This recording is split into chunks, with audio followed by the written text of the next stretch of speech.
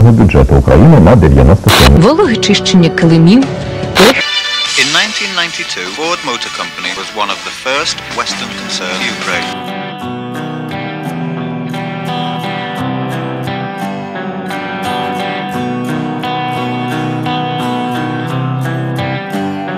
Там сад неземний, там так чарівний.